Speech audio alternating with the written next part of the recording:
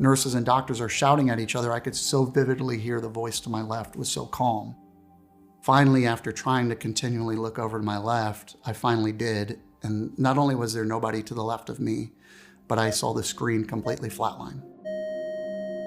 In that moment, as I saw myself flatline, I started traveling upwards. The best way I can describe it, and I get goosebumps every time I talk about it, it just felt like everything started to free up in my body. It felt like ice, like this really cool, beautiful feeling of my body just starting to release and kind of pour out of my chest, almost like shooting a tunnel out of my chest of light. It was the best feeling I think I could ever experience. It was like this beautiful, blissful, just this feeling of love surrounding my body. I could have experienced that feeling a million times over, and there's just no way to describe it. But I was moving upwards to this area where I couldn't see where I was going, but I just had complete trust of where I'm going is really beautiful. If this is the feeling now, I can only imagine where I'm about to go. And not before long, I ended up in this garden. And it was a garden filled with flowers and plants that we've never seen before, and these beautiful colors, and everything was just vibrant. It was almost like looking into the sun where you have to squint a little bit because everything was so beautiful and colorful.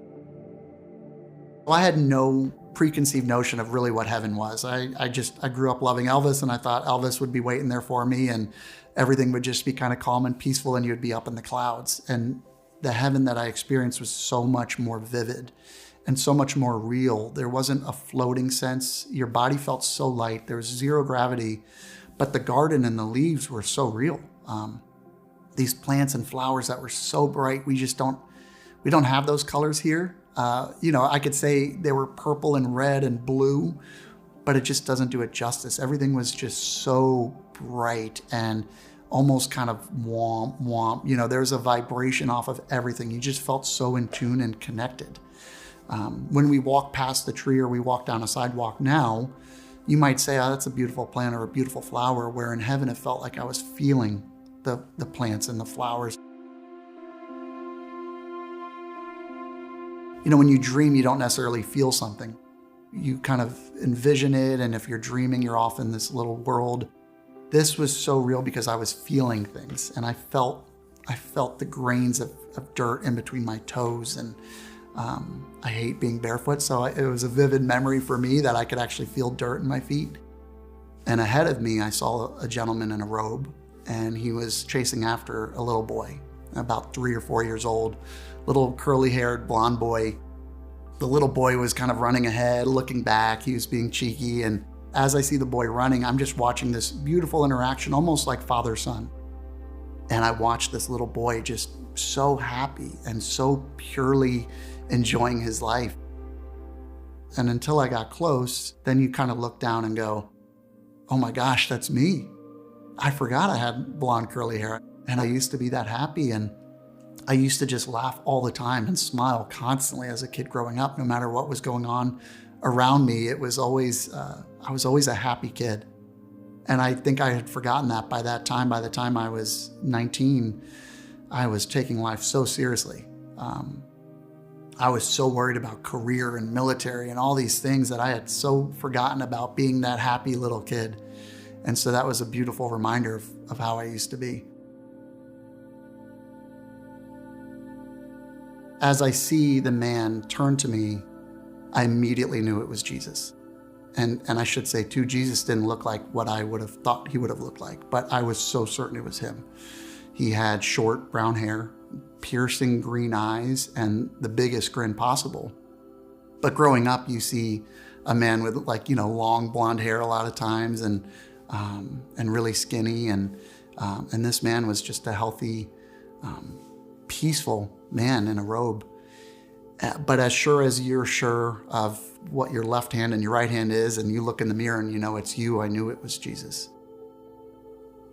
And in that moment, Jesus turned to me and he basically showed me, this is what your life should be.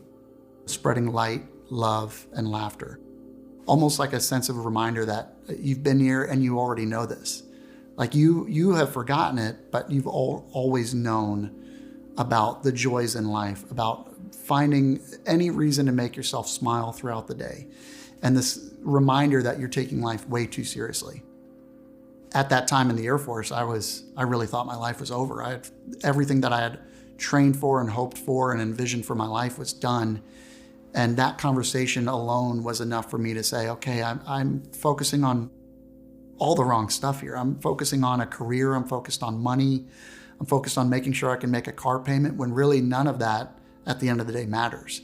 It's feeling fulfilled and feeling like I have given back to the world of making people smile.